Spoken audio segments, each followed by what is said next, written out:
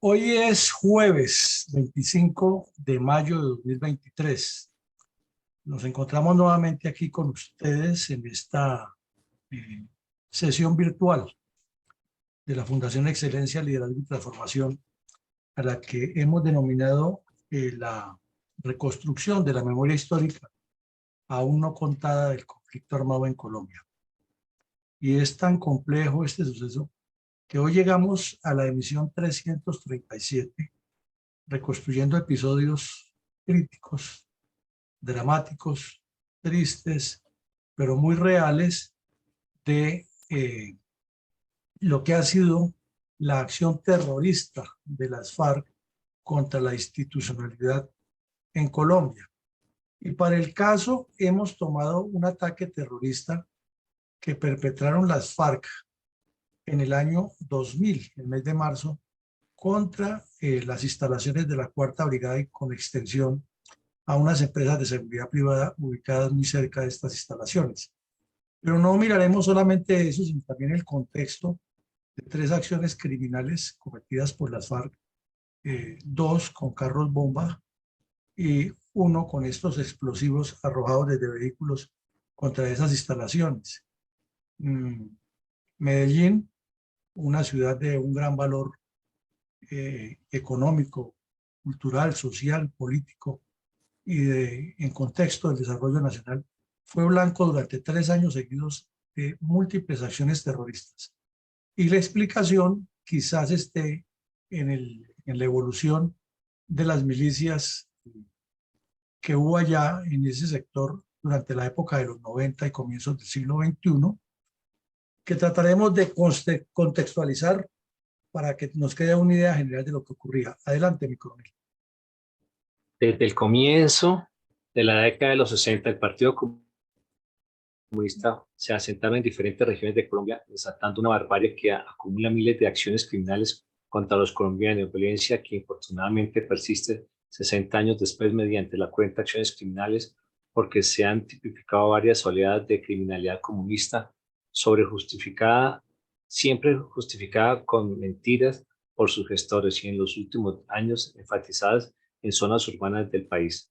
Podemos ver y escuchar el video institucional con el que nuestra Fundación Excelencia, Liderazgo y Transformación resalta en su programa institucional la memoria histórica aún no contada del conflicto armado en Colombia, el drama de las víctimas de la agresión narcoterrorista del comunismo armado contra nuestro país, los habitantes del departamento de Antioquia, de gran importancia y geoestratégica para el proyecto general del Partido Comunista y las cuadrillas de sus brazos armados para proyectar la supuesta toma del poder mediante la legitimación con complicidades internacional, incluido en el Foro de San Pablo y otras organizaciones no gubernamentales.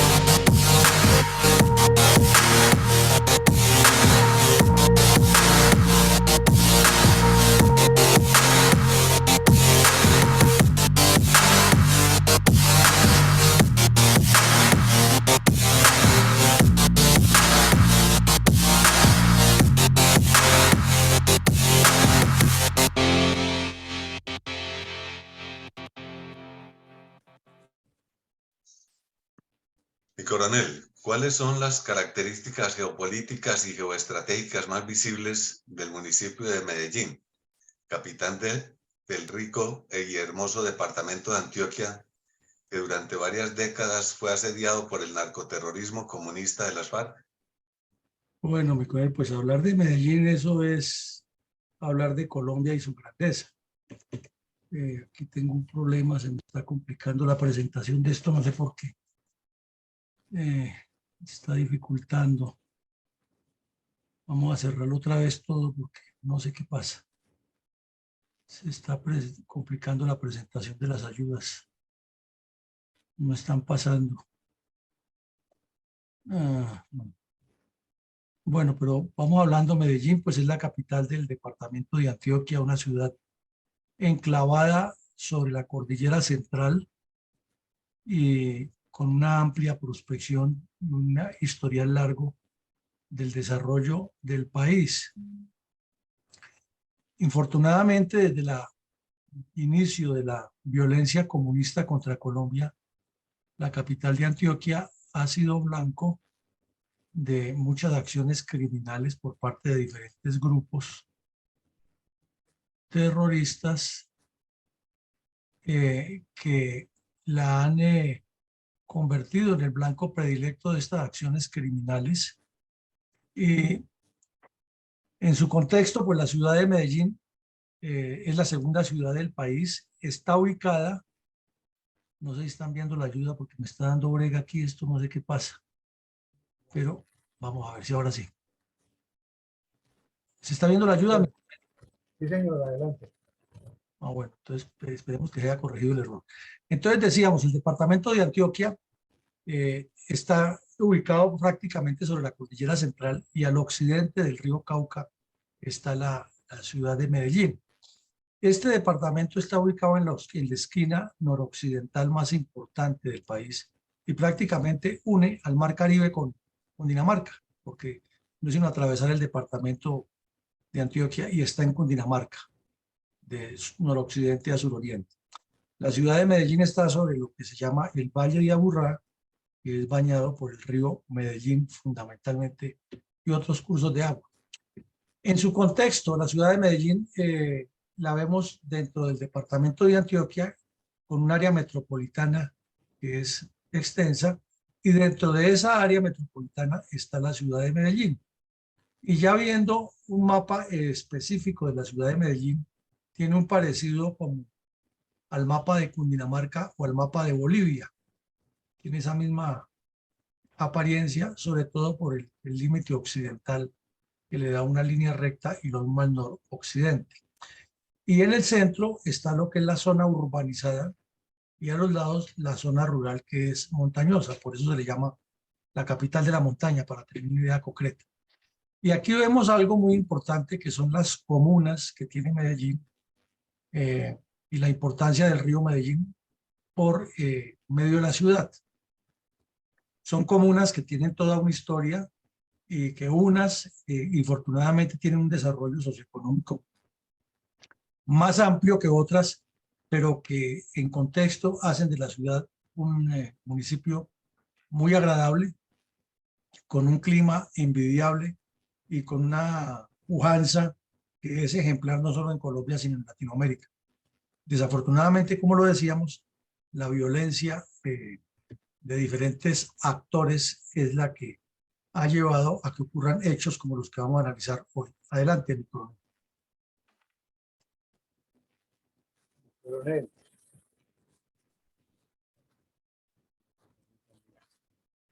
¿Quiénes son los responsables políticos, además de los responsables intelectuales y materiales del demencial ataque terrorista del Frente Urbano Jacobo Arenas de las FARC contra las instalaciones de la Cuarta Brigada y dos empresas de vigilancia privada en Medellín, Antioquia, en marzo de 2000, ordenado por el secretariado de las FARC? Bueno, pero usted pregunta por responsables políticos y responsables intelectuales y materiales. Entonces, vamos a ver aquí qué pasó. Otra vez está molestando. Esto se salta. No sé por qué motivo, pero Coloco la ayuda, la enfoco donde es y al darle clic se brinca. Bueno, vamos nuevamente. Un diablillo de la tecnología nos está afectando hoy. Entonces, como usted me pregunta por los responsables, aquí en la foto que vemos en pantalla están dos personajes que tienen mucho que ver con lo que sucedió, y me refiero a los señores Andrés Pastrana y Camilo Gómez, que era su asesor de paz y antes había sido Víctor G. Ricardo. Ellos necesariamente tienen la responsabilidad política porque nunca se pusieron en su lugar, siempre se dejaron manipular de los bandidos y fueron las FARC las que impusieron las condiciones, tanto en la mesa de conversaciones como lo que hacían en el país. Y los tres atentados terroristas gravísimos que vamos a ver hoy ocurrieron todos durante el gobierno del señor Pastrana o desgobierno, debido a esa laxitud de carácter que tuvo, que inclusive aquí lo vemos en la foto, yendo hasta el Caguán a reunirse con los bandidos, a rendirles cuentas, permitiéndoles que siguieran cometiendo este tipo de atrocidades, porque por lo menos dos de las tres atrocidades que vamos a mencionar hoy habían ocurrido ya cuando el señor Pastrana fue por segunda vez a rendirle cuentas a tiro fijo en el Caguán, acompañado del señor Gómez. Y el país soportó todo eso. Por eso es que insistimos tanto que Santos y Petro han sido muy débiles y laxos y conniventes con la guerrilla, pero Pastrana lo fue también, y lo fue Belisario Betancur, y lo fue Gaviria, y lo fue Samper, pero en especial Pastrana, que andaba buscando un premio Nobel de Paz, y ahora es el crítico número uno que tiene Petro, y hasta se atreve a decirle que a Petro le falta carácter para manejar las FARC, y eso no es cierto. No es que estemos defendiendo a Petro, sino que la historia hay que contarla como es para que el país sepa quiénes son los responsables. Ahora, los responsables intelectuales y materiales fueron pues el secretariado de las FARC, que lo encabezaba Tiro Fijo en esa época, el Mono Jojoy, Timochenko, Iván Márquez, el Cucho Guzmán, y le seguían Pablo Catatumbo y Pastor Arape, que estaban ahí cerca del secretariado. Y en la parte ya operativa de la acción de los crímenes cometidos están las milicias de varios nombres, pero en especial las milicias bolivarianas de las FARC, y el frente, como usted lo nombró, el Frente Urbano Jacobo Arenas, que creció y tuvo todo su esplendor terrorista entre los años 98 y 2003, 2004, cuando definitivamente fue erradicado en guerras entre bandidos ahí en Medellín y por la violencia que tuvieron con los mal llamados paramilitares. Adelante, mi coronel. ¿Cuáles son los antecedentes tácticos y estratégicos del demencial ataque terrorista del Frente Urbano Jacobo Arenas de la FARC contra las instalaciones de la Cuarta Brigada y dos empresas de vigilancia privada en Medellín, Antioquia, en marzo del 2000, ordenada por el secretariado de la FARC? Bueno, a ver si ya están viendo la ayuda, se me está enredando esta cosa hoy.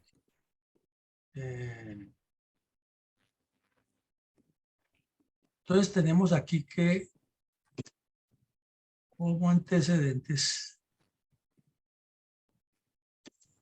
El primero es un largo historial de milicias urbanas en Medellín derivadas del crecimiento cualitativo y cuantitativo de las FARC, el ELN, el EPL y el M-19.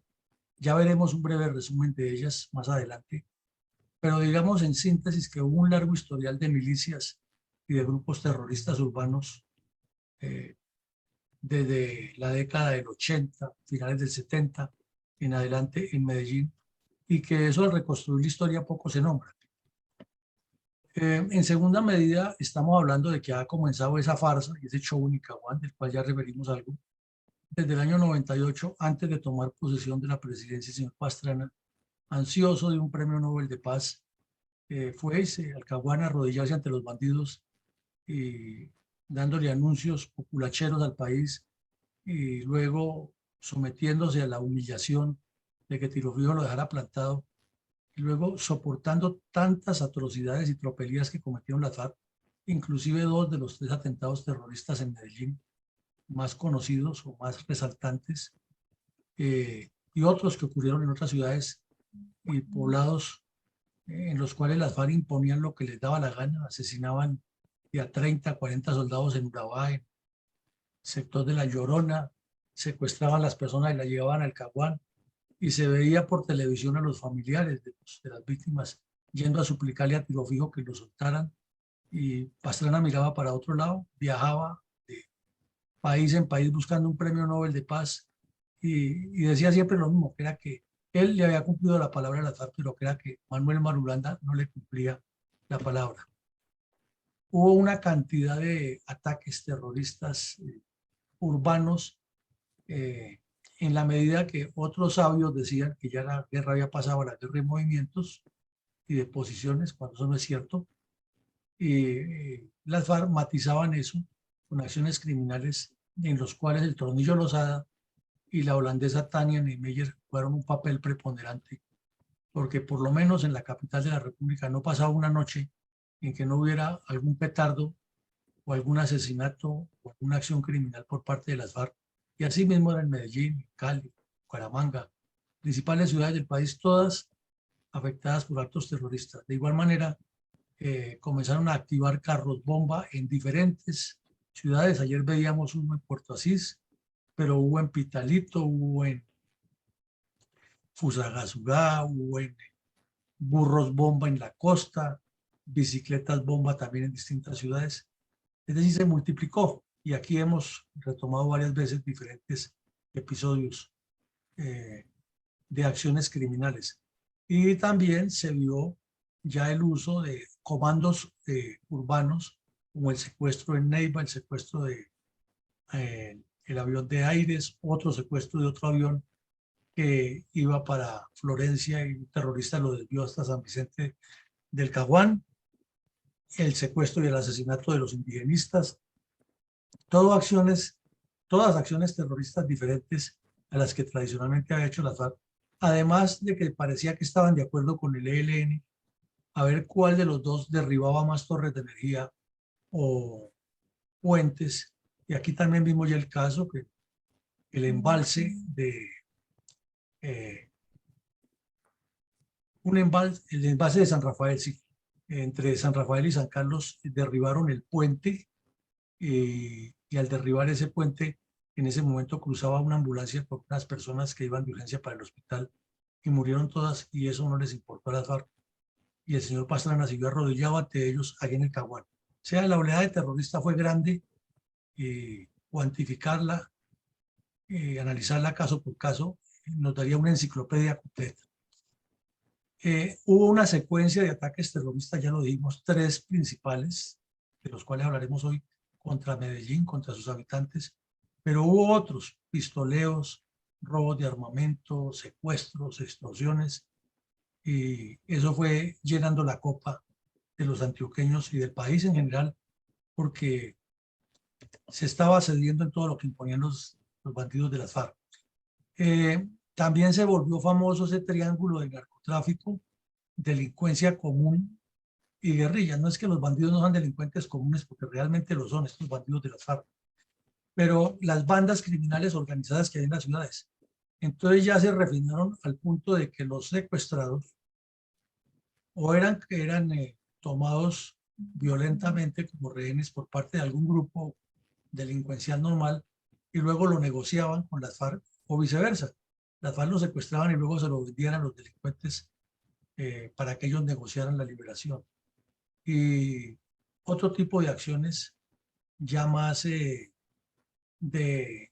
propias de delincuencia urbana se cometieron en contubernio con unos y otros, y el presidente Pastrana sabía perfectamente, porque la inteligencia lo estaba actualizando de eso, pero miraba para otro lado porque su vanidad podía más que el futuro del país. Hubo una respuesta fuerte de muchas personas de alguna capacidad económica del departamento de Antioquia, no solamente de Medellín, que contrataron su seguridad privada y aplicaron su justicia privada. Entonces, peor la situación se complicó, porque ya hubo una guerra abierta que indicaba que Antioquia es un objetivo geoestratégico como tal, como departamento, con sus ciudades, con sus riquezas, con su potencialidad económica y con sus características geográficas y de recursos naturales un objetivo fundamental y esencial para las FARC, habida cuenta de que controlando Antioquia se controla prácticamente la mitad del país. La propaganda comunista se multiplicó y el ELN también se incluyó dentro de esa propaganda comunista para seguir con el cuento de los diálogos que han iniciado en Puerta del Cielo, que no fueron ningunos diálogos, sino un tour pagado por el Estado colombiano a una cantidad de oportunistas que fueron a hacerle coro al ELN en el monasterio de Puerta del Cielo en Maguncia, y luego otro show en el sector de Río Verde, Los Henados, allá en Sonsón, Antioquia también, y un par de bandidos que eran las estrellas de la farándula del ELN, que estaban detenidos en la cárcel de Medellín. Me refiero a Felipe Torres y a Galán. Inclusive desde esa cárcel el par de bandidos dieron el visto bueno para el atentado terrorista en Machuca, que después terminó en una tragedia tenaz con la muerte de una gran cantidad de personas en el sector de Fraguas, cerca de Segovia. Y todo el tiempo los bandidos de las FARC era con el cuento de que necesitaban un cese al fuego bilateral, que ellos querían la paz. No hay nadie más convencido de la paz que un comunista, pero obvio de la paz al estilo comunista, cuando dominen todo. Entonces que el cese al fuego tenía que ser bilateral, que nada de bombardeos, que nada de reconocimientos aéreos en ningún sector, que mucho menos afectar los cultivos de coca. Y un juego que ya llevan 30 años repitiéndolo siempre, y cada gobierno vuelve y cae en la misma, y los bandidos vuelven a hacer lo mismo. Entonces, como vemos, los antecedentes parecerían ser más bien como la constante de lo que nos pasa en Colombia con las guerrillas comunistas. Adelante, mi coronel. Mi coronel, ¿cómo describió el diario El Tiempo los detalles demenciales del Frente Urbano Jacobo Arenas de las FARC contra las instalaciones de la Cuarta Brigada y dos empresas de vigilancia privada en la ciudad de Medellín en marzo del 2000, ordenada por el secretario de las FARC? Pues, mi coronel, antes de hablar de eso, miremos que en el año 99 hubo un ataque terrorista contra la Cuarta Brigada, precisamente, y aquí contra el Gaula exactamente, y el periódico El Tiempo lo resumió, contó el caso de unos niños que estaban yendo en ese momento a un centro médico asistencial que quedaba contiguo a las instalaciones del Gaula en Medellín. Eso ocurrió en julio de 1999. Pues esas instalaciones médicas, o mejor, las instalaciones del Gaula, como eran una entidad donde no había operaciones o no había tropas armadas para hacer operaciones militares, sino funcionarios del CTI y funcionarios del ejército, haciendo un trabajo fuera de las instalaciones del cuartel de acopio de documentos, un trabajo investigativo, un trabajo judicial. Y obvio ellos tenían un apoyo, lo tienen, un apoyo de tropas para hacer las operaciones, pero los soldados no están ahí dentro de esa instalación, excepto el soldado que esté de seguridad en la puerta. Entonces los bandidos vinieron para tomar retaliación por las distintas operaciones que ha hecho la brigada contra los grupos urbanos, y activaron un carro bomba en el cual hubo 10 muertos y 31 heridos. Inicialmente dieron ese dato. Después la cifra parece que subió a más de 50. Y entre ellos, esos heridos, 11 niños del centro asistencial pediátrico. Obvio, si era pediátrico, pues había niños en ese momento. Deterioro a 37 vehículos y 7 motos y una gran cantidad de viviendas alrededor afectadas. Según estos datos, esta información, el hecho ocurrió a las 3:15 de la tarde del 30 de julio y el vehículo no hizo un cráter, sino que producto de la explosión, lo que quedó del vehículo se desplazó varios metros. Una señora que estuvo por ahí cerca, que era ingeniera, que alcanzó a quedar herida, pero no de gravedad, contó más o menos lo que ella vivió. Y después de que ocurrieron los hechos, se rumoreó que los bandidos le han dicho a una persona, lo cual es un poco dudoso, pero no descartable, que le pagaban una cantidad de dinero porque les colocara ese vehículo, lo dejara ahí cerca de las instalaciones del Gaula. Pues eso no quedó claro si era así o no, y que era una camioneta Chevrolet Loop con placas registradas en Río Negro, Antioquia.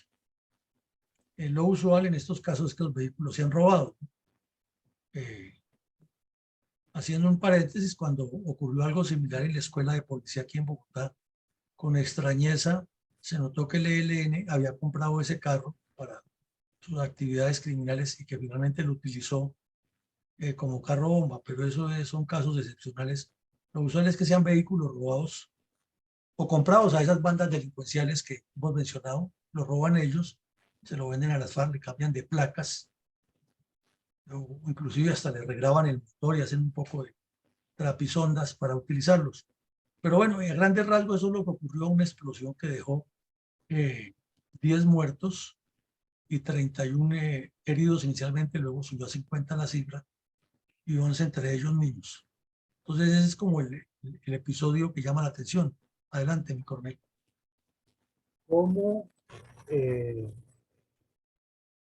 describió estos mismos hechos la revista Semana? Pues la revista Semana dice que ya estamos hablando de otro atentado que hubo allá, que fue en el mismo sector y en la Cuarta Brigada. Y dice que hubo dos personas muertas, corrijo, y numerosas personas heridas y millonarias pérdidas. Y ahí alcanzamos a colocar el pantallazo cuando el entonces comandante de la Cuarta Brigada le dijo a los medios de comunicación que ese nuevo atentado con explosivos era atribuido a las milicias urbanas de las FARC. Este ocurrió casi un año después del atentado criminal contra el Gaula, donde quedaron heridos y perecieron algunos niños, y en total hubo 11 muertos y más de 50 heridos. Entonces lo que queremos resaltar aquí es que es la constante actividad de estos grupos milicianos. Y por la época se comenzaron a publicar a menudo imágenes como la que vemos en pantalla. Unos bandidos en la Plaza Che Guevara de la Universidad Nacional, disfrazados con unos atuendos rarísimos, con pasamontañas y con banderas de las FARC. En ese tiempo aparecían del ELN, y llamaban milicias del pueblo, milicias populares, comandos del pueblo, un poco de nombres rarísimos. Comandos rojos, les decían también en la Universidad Nacional. Y desde luego también había de estos delincuentes en la Universidad de Antioquia y otras universidades públicas del país. Pero lo que queremos resaltar es eso, que después de ese atentado contra el Gaula ya hubo un atentado que directamente contra las instalaciones de la Cuarta Brigada. El Gaula también es de la Cuarta Brigada, pero no ha sido en el cuartel propio ya de la Cuarta Brigada.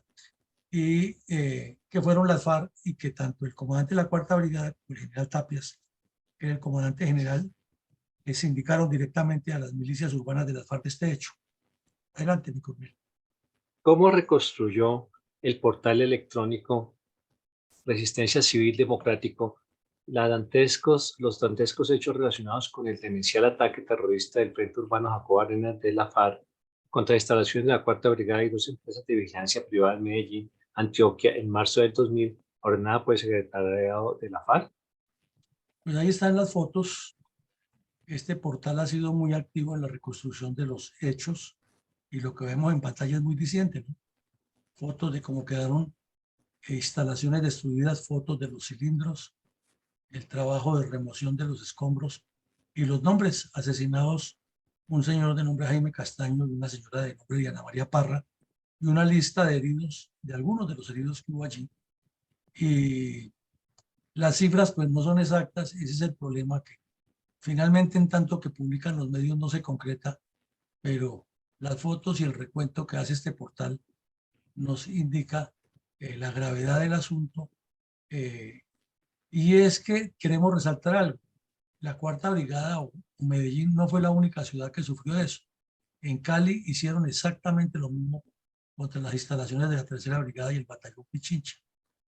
Y quienes conocen el sector allá en Cali saben que las instalaciones de Nápoles, como llama ese cantón, quedan en la parte baja de un cerro, contra la cordillera occidental. O sea, donde se comienza a subir hacia los farallones de Cali.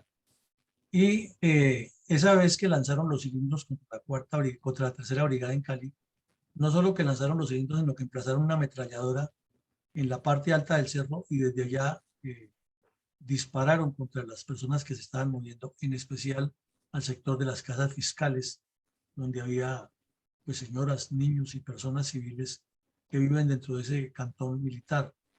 Aquí en Medellín solamente dispararon, lanzaron cilindros, pero igual de grave el atentado, y también afectó a dos empresas de vigilancia, una que llamaba Televigía y otra Seguridad Colombia. Son hechos que es necesario resaltar y puntualizar que son actos terroristas contra la población civil. Y así la JEP les lave la figura y el señor de Rux escribe un informe acomodado. El hecho es que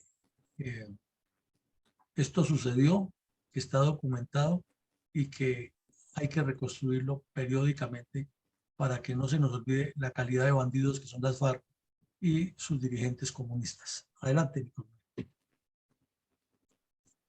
Mi coronel, ¿por qué tanto las fuerzas militares como los medios de comunicación señalaron a las FARC de ser los autores materiales del demencial ataque terrorista contra las instalaciones de la Cuarta Brigada y dos empresas de vigilancia privada en Medellín en marzo del 2000? Es que resulta que por la época también fueron capturados en un trabajo sobresaliente de inteligencia militar aquí en el aeropuerto del Dorado, cuando ya estaban a punto de abordar el avión y irse del país, 3 irlandeses que eran expertos en este tipo de actividades criminales con explosivos. Y de acuerdo con el rastro, la trazabilidad que les venían haciendo agencias de inteligencia nacionales y extranjeras, habían estado en el Caguán entrenando a los terroristas de las FARC en el uso de los cilindros, lo llamaban el mortero Monaghan, porque un terrorista irlandés de nombre Monaghan fue el que se inventó ese sistema. Y en lo que confesaron, en lo que se les encontró, pues quedó claro que habían dictado unos cursos a unos terroristas urbanos y otros miembros de la cuadrilla Teófilo Forero sobre este tipo de actividades. Y porque ya era un sello característico de un ADN, mencionamos algunos carros bomba de Fusagasugá en Pitalito y en otras ciudades, y el estilo de utilizar todo lo que se pudiera armar con bombas. Aquí hemos mencionado lo de los perritos, de esos que tienen la piel arrugada, que les hacían una cirugía, los cargaban de explosivos y los mandaban a que los soltaban para que se acercaran a los soldados, y en el momento en que se estuvieran acercando los activaban. Lo hicieron con burros bomba, bicicletas bomba.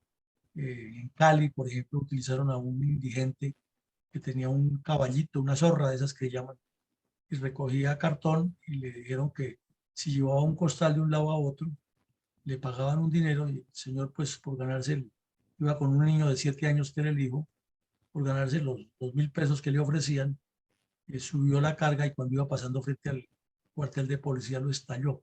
Entonces eran muchas las coincidencias, y por eso el comandante de la Cuarta Brigada y el comandante general no dudaron en sindicarlos. Además, porque así como los bandidos de las FARC hacían, pues las fuerzas militares y la policía también estaba luchando contra ellos y estaba capturando delincuentes que confesaban o se les encontraba material comprometedor, pero era tan grande el crecimiento de estos grupos urbanos en Medellín, como lo veremos enseguida, que no era fácil desarticular todas esas organizaciones, ni la información era completa.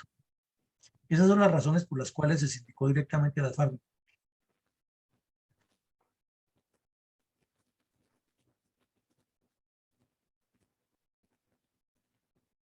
Sergio, salta la pregunta. ¿Cuál era el comienzo del siglo XXI, la distribución geográfica de las milicias de la FARC la ciudad de Medellín, Antioquia, el área metropolitana y las áreas circunvecinas a la capital antioqueña? Bueno, aquí comencemos por diferenciar que milicias bolivarianas en general son los grupos que están enclavados dentro de la población civil, apoyando las cuadrillas de lo que ellos llaman los monteros o los grupos, los frentes guerrilleros. Y que cuando se habla ya de las urbanas, entonces ellas están articuladas a lo que se llaman redes urbanas o frentes urbanos, porque en síntesis, pues una red urbana son varios frentes, pero si no tienen sino uno, pues entonces es frente, pero son las redes urbanas. Y esas milicias urbanas ya no trabajan directamente con las cuadrillas, ¿sí?, sino que están dentro de la ciudad cometiendo crímenes. No quiere decir que si lo requieren para una acción criminal, sobre todo el ELN, es muy dado a eso, estos bandidos viajan desde la ciudad de Medellín y apoyan los asaltos a los pueblos, a los áreas alejadas de la capital. Pero en el caso de las FARC son mucho más locales, mucho más focalizados. Entonces, aquí vemos que se publica un mapa por parte de la Fiscalía General de la Nación en un estudio interesantísimo que hicieron sobre el tema y señala dónde estaban ubicados y cómo se distribuían en el terreno las responsabilidades de la acción criminal contra los pobladores de Medellín y sus alrededores. Entonces vemos que en amarillo está resaltado el sector de Girardota, Copacabana y Bello, Barbosa, inclusive había gente de ese tiempo, bandidos de la FARC, y están los sitios exactos donde tenían su asentamiento y su organización clandestina. Nombra algunas veredas y a esa la llamaban la compañía Hermógenes Maza. Podemos ver aquí en la parte superior izquierda del mapa. Con rojo vemos que la cuadrilla 34 de las FARC, que delinque en el occidente de la ciudad, en esta parte, y el occidente del departamento de Antioquia, esa misma cuadrilla fue la que secuestró y asesinó al gobernador y al exministro de Defensa. Tenía sus milicias asentadas en la zona de San Javier, La Loma, La Estrella y Tablaza, al occidente de Medellín, ahí está. Y que la cuadrilla, o mejor, que en la Universidad de Antioquia, la Universidad Nacional y en la Universidad de EAFIT, quien lo creyera, en la Universidad de EAFIT también, tenían otros grupos que llamaban la Resistencia Estudiantil FARC-EP, y que al oriente de la ciudad, yendo ya para el famoso oriente antioqueño que es tan hermoso, lleno de tantos paisajes tan espectaculares, en Guarne, sobre la antigua vía Guarne, en la vereda Piedras Blancas tenían ubicados unos. Pero claro, si usted se desplaza más hacia el oriente, hacia el Peñol y baja más a San Carlos, otra región, Caracolí, etcétera, pues había más milicias. Pero aquí estamos mirando las que estaban, digamos, en lo urbano y lo suburbano. Este es un trabajo muy serio que hizo la Fiscalía General de la Nación, un documento de 85 páginas que tiene toda la información exacta con base en informaciones muy concretas y documentos muy serios. Y aquí lo muestra ya el sitio exacto donde estaban estos bandidos distribuidos, y muestra, por ejemplo, en el sector de la Tablaza, en la Estrella, que es una área muy hermosa, que tiene inclusive unas zonas urbanizadas muy bonitas, pues allá estaban infiltrados también estos bandidos y desde ahí tenían su área urbana. Y lo mismo dentro de la Universidad de Antioquia y la Universidad Nacional y un sector de EAFIT. Quien lo creyera, repetimos, había también células urbanas de las FARC dedicadas a estas acciones criminales. Las otras, vemos aquí el mapa satelital de la vereda Piedras Blancas de Guarne. Es una zona ya mucho más agreste, más montañosa, más despoblada, más rural, pero cerca a Medellín, y allí pues era el sector donde se iban a entrenar, donde subían los bandidos del oriente a entrenarlos y a hacer las coordinaciones de las acciones criminales. Y también vemos otro mapa de algún sector de la capital antioqueña donde estaban ubicadas las áreas donde residían estos bandidos o donde se escondían de la autoridad. Igual vemos en el barrio Santo Domingo y los barrios aledaños más presencia y otros barrios. Es un cuadro informativo que nos presenta la Fiscalía General de la Nación.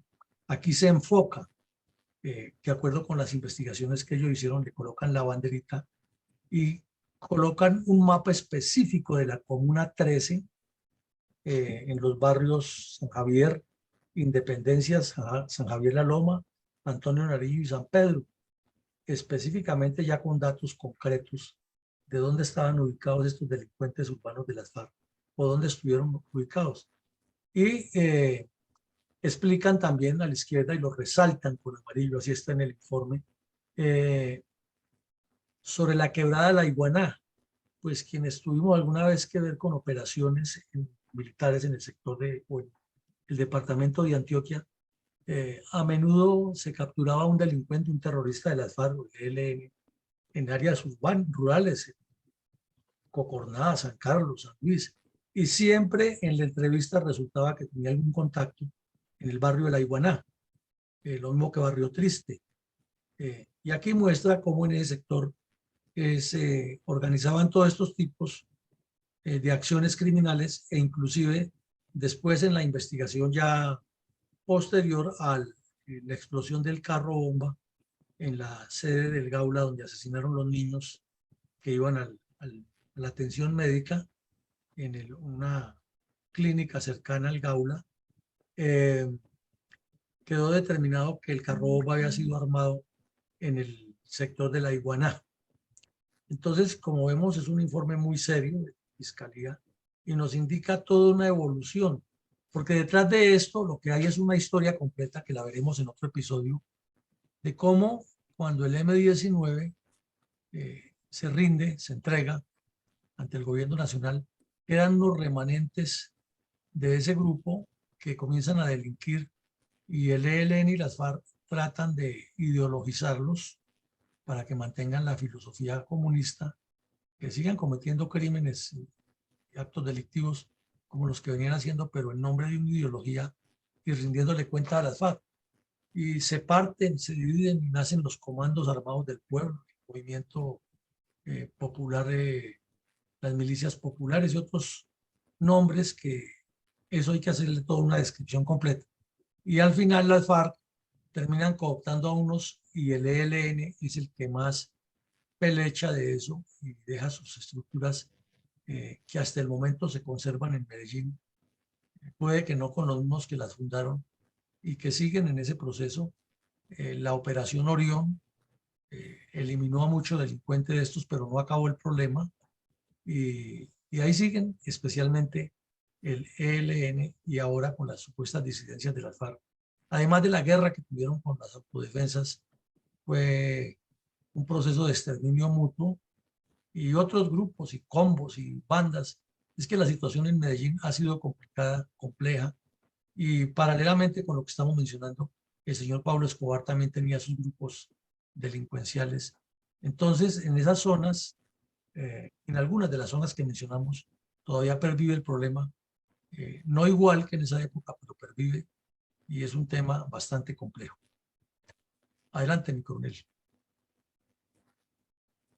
Mi coronel, adicionalmente podríamos detallar los hechos relacionados con otro carro bomba explotado en Medellín, esta vez contra las instalaciones de la Fiscalía General de la Nación, desde el Centro Comercial El Tesoro, a comienzos del 2001.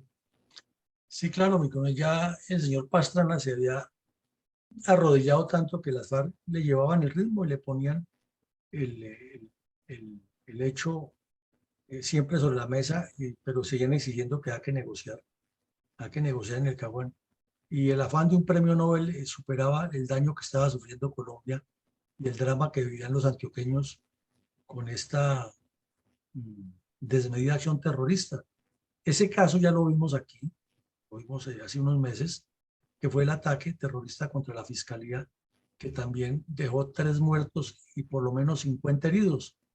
Y fue desde un centro comercial aledaño a la Fiscalía, Y como gran cosa, el señor Pastrana se apareció allá a ofrecerles la solidaridad a los antioqueños y a decirles que ahora sí iba a poner en cintura las FARC. Y fue el peor año, porque esto es comenzando el 2001, y si uno sistematiza y acopia todo lo sucedido, no solo en Antioquia, sino en el resto del país, fue el año más humillante para las fuerzas militares y de policía, y es cuando realmente Estados Unidos decide actuar. Eso no fue Pastrana que pidió, ni que tomó, ni que fue él el que trajo el Plan Colombia, eso son mentiras. Es que ya Estados Unidos vio la cuestión tan compleja que tomó la decisión de intervenir y promover el Plan Colombia. Ahora, que Colombia tenía que poner gran parte de los recursos, pues claro, no es el país afectado, pero ahí quedó graficado en ese acto terrorista, como lo tituló el periódico El Mundo, Medellín estremecida, que había que darle un vuelco a la situación, o las FARC ya iban a hacer lo que les diera la gana.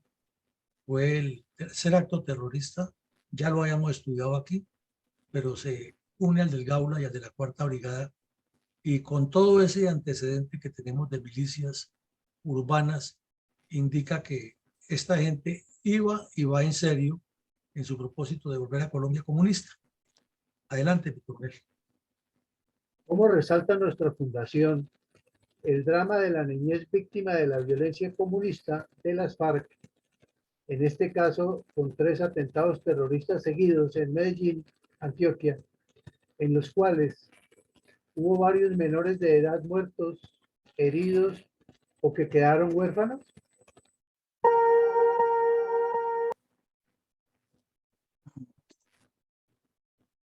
Sí, yo he pegado esto, no, mi coronel. Pasemos al siguiente, que nos está molestando la tecnología. Eso. Al término formal de cada episodio de la memoria histórica, uno contada del conflicto armado que realiza nuestra fundación, usted siempre hace un balance puntual de reflexión respecto a los hechos del conflicto que analizamos a diario en este espacio de opinión y estudio científico de la violencia comunista contra Colombia. ¿Cuáles son sus reflexiones estratégicas acerca del demencial ataque terrorista del Frente Urbano Jacobo Arenas de la FARC contra instalaciones de la Cuarta Brigada y 2 empresas de vigilancia privada en Medellín, Antioquia, en marzo del 2000, ordenada por el secretariado de la FARC? Bueno, hay algo que no podemos permitir los colombianos, y esto lo está haciendo la Fundación, es que estas acciones terroristas urbanas de las FARC queden impunes, y mucho menos que una ciudad tan importante como Medellín, que puso tantas víctimas en esa época, vaya a quedar en el olvido con el argumento de que es que tenemos que voltear la página y mirar hacia el futuro. Claro que tenemos que mirar hacia el futuro, pero los pueblos no pueden olvidar su historia, ni mucho menos perdonar a quienes le hicieron tanto daño, porque mírese por donde se mire el daño que estos delincuentes le causaron a Colombia, a Medellín y a las víctimas. Eso no tiene perdón, y deberían estar en la cárcel, y no de senadores ni de representantes a la Cámara, ni mucho menos de defensores de derechos humanos, semejantes asesinos. Bueno, otra cosa es que Colombia no puede olvidar la importancia estratégica de Antioquia. Así como Antioquia tiene una importancia estratégica fundamental para el futuro del país, pues también la tienen los llanos, la tiene la costa, la tiene el valle. Pero ¿a qué nos queremos referir? Que la educación para la juventud y el trabajo que se haga en política debe estar enfocado siempre en buscar que esa importancia geoestratégica que tiene cada región se fortalezca, se aprecie en su dimensión y se integre al desarrollo nacional, porque no puede quedar como sectores aislados donde ocurren hechos de violencia y la culpa es de las personas que están allá, cuando la culpa realmente es de quienes gobiernan, que no tienen proyectos integradores ni de desarrollo. Y con el caso específico de Antioquia, peor, pues siendo el departamento bandera en la industria, en la pujanza, y que el Estado colombiano en su conjunto se olvide de esta región, no tiene ninguna explicación, porque eso lo que hace es estimular el viejo instinto de muchas personas que hablan de federalizar a una región tan importante, y Lo que hay que hacer al contrario es integrarla toda el país en un solo proceso en que haya desarrollo armónico. Ese es el concepto de desarrollo para el futuro y no estarnos polarizando y dividiendo en pequeños grupúsculos. Como vemos con la aparición, que lo vimos muy rápido, un barrido de la presencia de las milicias en Medellín y las acciones que cometieron, no estamos hablando de hechos aislados, sino que es un terrorismo sistemático, sostenido, planeado y aprobado en los plenos ampliados de las FARC y en las conferencias de estos grupos terroristas y con una dirección clara, concreta y organizada para mantener esa presión contra el Estado colombiano, lo cual indica que hay crímenes de guerra y que estos bandidos no tienen ninguna posibilidad de salirse por las ramas con el cuento que un tribunal de bolsillo llamado la JEP viene y lo saca de todas las responsabilidades y terminan crucificando al Estado y a sus fuerzas del orden como los responsables de todo, y ellos fueron víctimas, porque ese es el argumento final. Tenemos que, así como lo analizábamos ayer en Puerto Asís y anteayer en el Cauca y el otro día anterior en el Meta, etcétera, todo estaba articulado, todo hacía parte de una estrategia del terror en los municipios para sembrar el caos, el desorden y causar la sensación de que todo estaba ya en manos de ellos y que podían hacer lo que querían en cada ciudad o en cada sitio que actuaban. De igual manera quedó muy claro que el narcotráfico con nexos internacionales, particularmente en Venezuela, Ecuador, Panamá, Brasil, Paraguay. Por la época ocurrieron también los hechos del asesinato de Cecilia Cubas, ordenado por Ricardo Rodrigo Granda, que ahora es un honorabilísimo representante de las FARC. Tenían mucha relación con el narcotráfico y eso después se probó en los computadores de Raúl Reyes. La violencia trae violencia, eso no tiene otra explicación.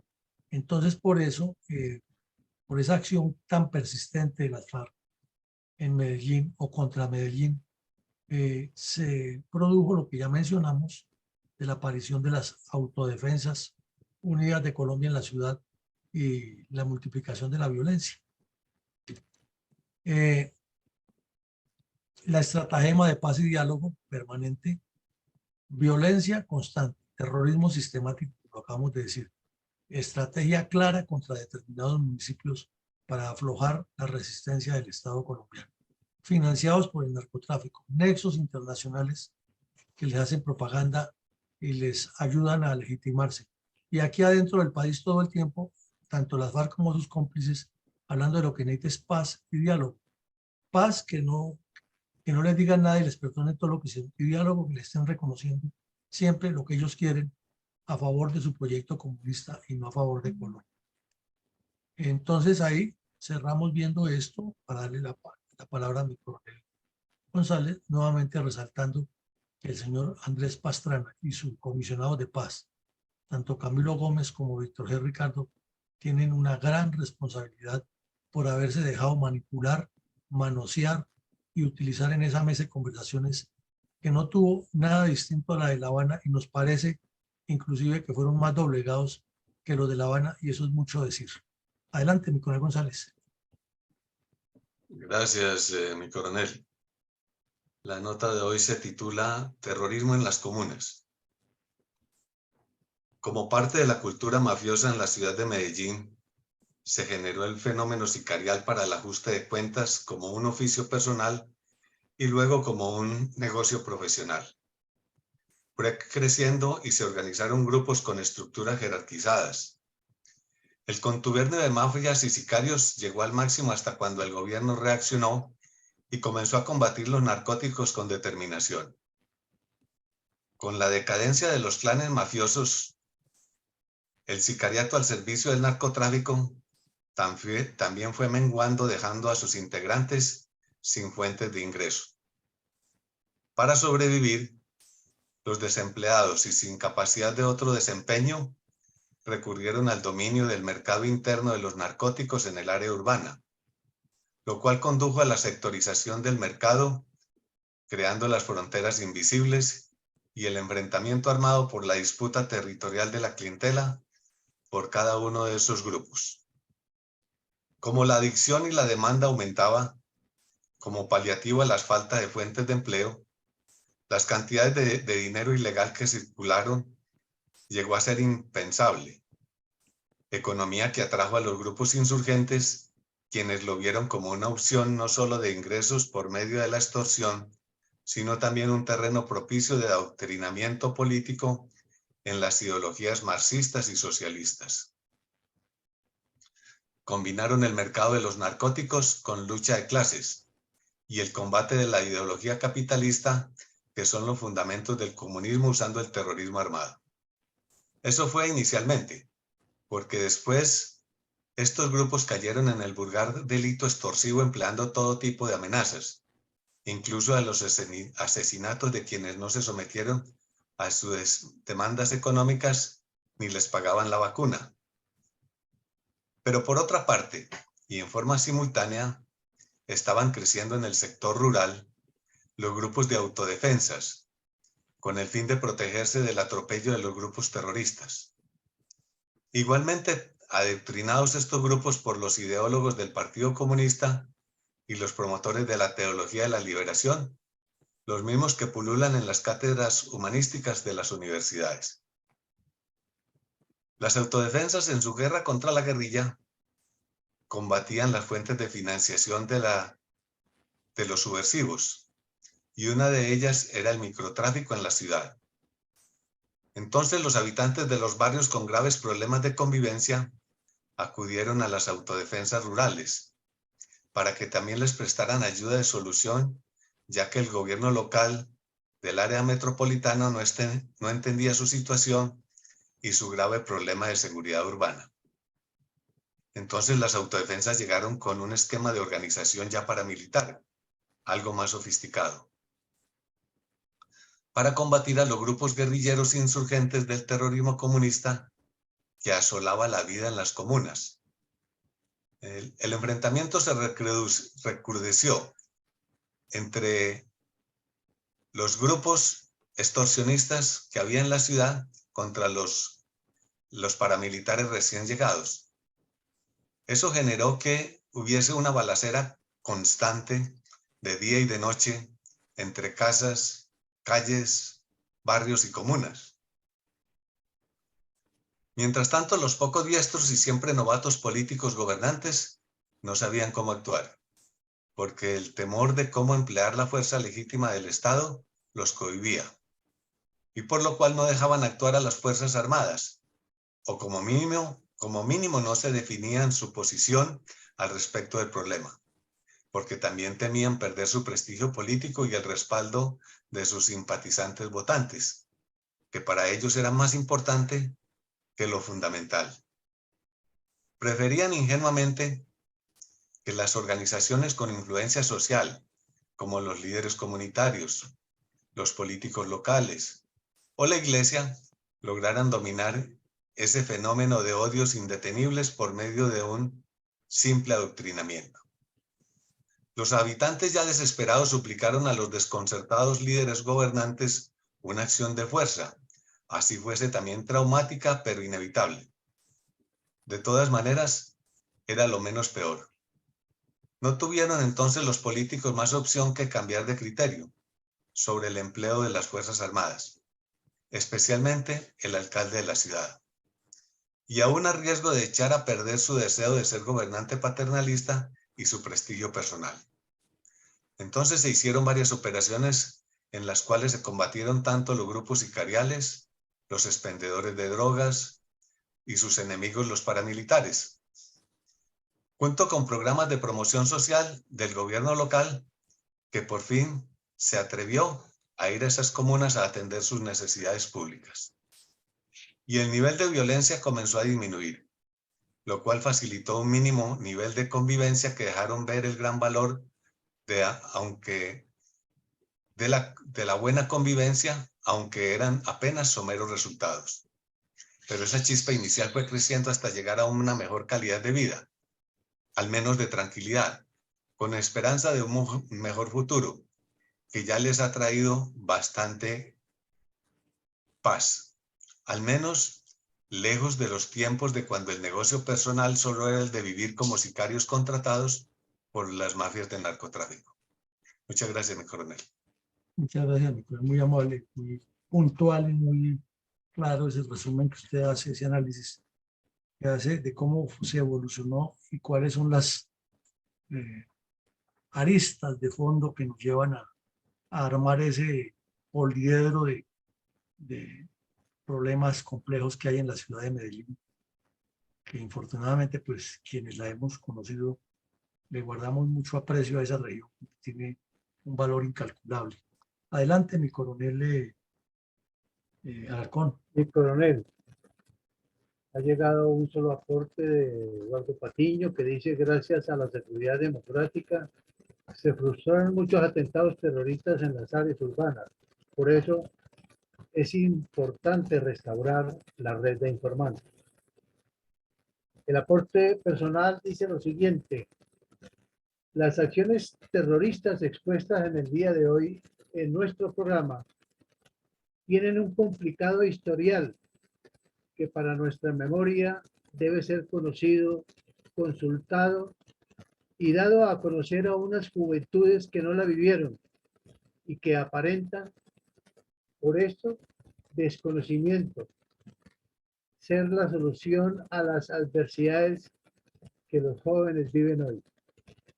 Y es que mirando en el contexto general de los cordones de pobreza existentes en las grandes urbes como Medellín, denominadas comunas, estos son caldo de cultivo para los narcoterroristas comunistas FARC, ELN y muchas otras bandas que ejercieron influencia en estos sitios, aprovechándose de las necesidades de estas familias que buscaban algo de prosperidad, posibilidades laborales, dinero, curar su hambre y, ¿por qué no?, con posibilidades de educación. Porque casos se vivieron, casos se han visto, al punto tal que se llega a un compromiso moral que mediante un sitio donde con autorización express se entra o sale de la comuna y nadie diferente a estas pueden salir de noche cuando ellos están patrullando. En esto sobresale la Comuna 13, por donde han pasado casi todas las organizaciones narcosubversivas implantando e implementando las milicias, empezando por el ELN, con las milicias populares del pueblo y para el pueblo, luego las tomadas por las FARC, con los comandos armados del pueblo, y también los mal llamados paramilitares, y todo lo que tenga que ver con la influencia del cartel de las drogas. Toda esta gran red ha ido creciendo paulatinamente, si tenemos en cuenta que una de las cunas del sicariato precisamente son esas comunas influenciadas con este entrenamiento violento y despiadado, reclutando estudiantes necesitados e implantando lo que se puede denominar la cultura de la violencia pregonado o pregonada y aplicada con los perversos intereses delictivos de los comunistas. Pues en estas acciones, ante todo criticables y que ojalá no se hubieran presentado, son aprovechadas también para hacer cine y televisión, que influye en indebida forma en el ojo crítico de las audiencias, que terminan en una posición de alabar y venerar lo que ven allí, o desconcertadas por efectos de no saber la verdad de los hechos, o si es bueno, o si es bueno o malo, paga. Aprovecho en este momento porque esta mañana escuché una editorial de radio en donde se critica la situación violenta que estamos viviendo actualmente en el país. Unas crecidas y nunca terminadas o extintas FARC, donde sin sonrojarse salen a vanagloriarse por haber asesinado a los menores frente a su familia, y ahora de seguro también aceptarán la terrorista acción de ayer en Tibú. Este editorial con energía y bravura le dice a Petro que el camino no es así.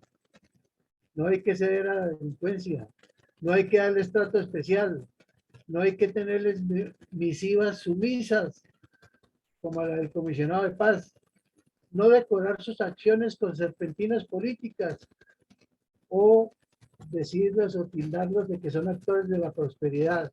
No, no, no. Debe aplicarse toda la fuerza que el Estado le ha dado y dejar de consentirlos, mientras el resto del pueblo nos la aplican todas con los impuestos, cuyos beneficios van a parar a estos y a Cuba. Nuestra recomendación: conocer la historia de nuestro país. Incluir en la página web de la Fundación 337 programas hasta el día de hoy son más que suficientes, y muchos de los que faltan, para conocer la historia de nuestro país y no tener que volverla a vivir. Muchas gracias, mi coronel. Bueno, muchas gracias, Nicolás. Y muy puntual por lo que usted refiere, tanto en la metodología de la violencia que han utilizado para amedrentar a los colombianos, como los cuestionamientos que se hacen de diversos sectores que lo que hacen es legitimarlos y hasta endiosarlos. ¿Mi coronel Vicencio tiene algo? Coronel, en términos generales, fue la urbanización del conflicto. Nos llegó a las ciudades, está en las ciudades durante mucho tiempo, y esto fue dicho en el Caguán. Nos vamos para la ciudad. Medellín ha sido una de las capitales del país más violentadas por los grupos subversivos, por la FARC específicamente, con estos atentados. Muchas gracias. Sí, señor, es cierto. Medellín está en la mira y no podemos creer en los cuentos de la paz total y que ya todo es besos y amor, porque no es cierto. Adelante, mi coronel Saldaña, si es tan amable.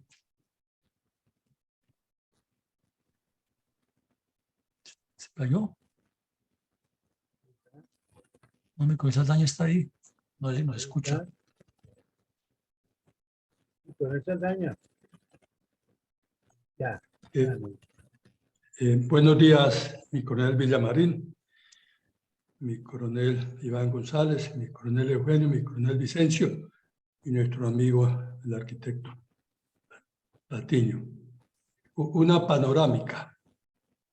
El terror que a diario padecemos con atentados de esta plaga terrorista, con la que hoy se está dialogando por no tener la responsabilidad política de atacarlos, es la mayor muestra de debilidad del Estado colombiano a través de todos los gobiernos.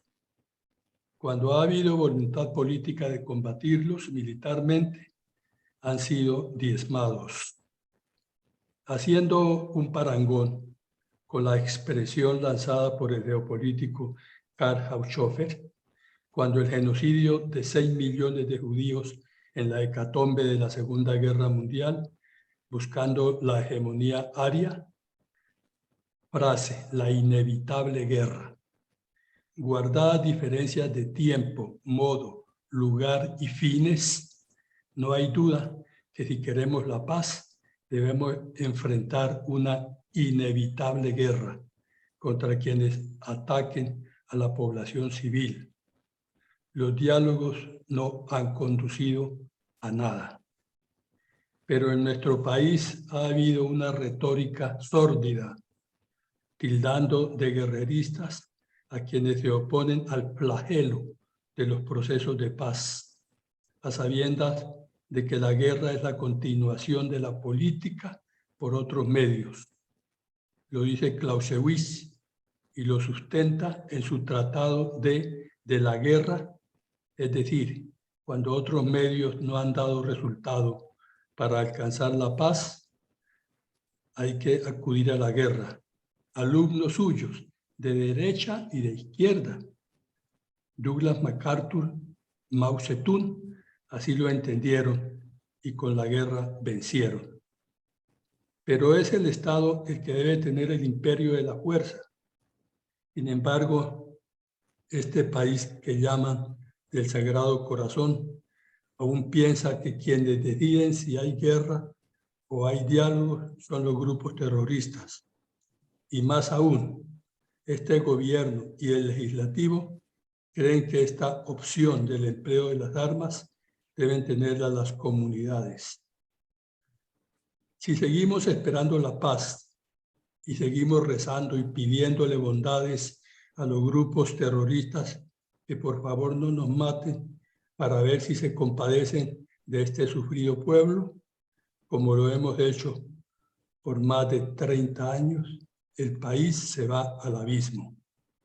No esperemos que sin combatirlos nos llegue la paz. Muchas gracias. Muchas gracias a usted, mi coronel. Escuchando su muy precisa y muy ilustrativa reflexión, llegábamos también a un punto que es una de las primeras frases del libro de Sun Tzu del arte de la guerra. La guerra es el hecho supremo de la supervivencia del Estado. Y entonces cuando hay una agresión como esa, no se puede andar con aguas tibias, sino hay que combatir la delincuencia, hay que combatir el flagelo en su origen. Pues bien, a todos, muchísimas gracias. Llegamos al final del ejercicio. Esta noche nos veremos nuevamente en un ejercicio académico, analizando cuál es el contexto y el contenido de la OEA para comprender mejor nuestra formación académica como analistas o como conocedores de la política y aplicadores de la misma, y no caer en los errores de opinar sin conocer o de hablar por hablar en temas tan profundos como son los componentes del manejo de las sociedades. Feliz día para todos y que Dios nos siga acompañando. Gracias.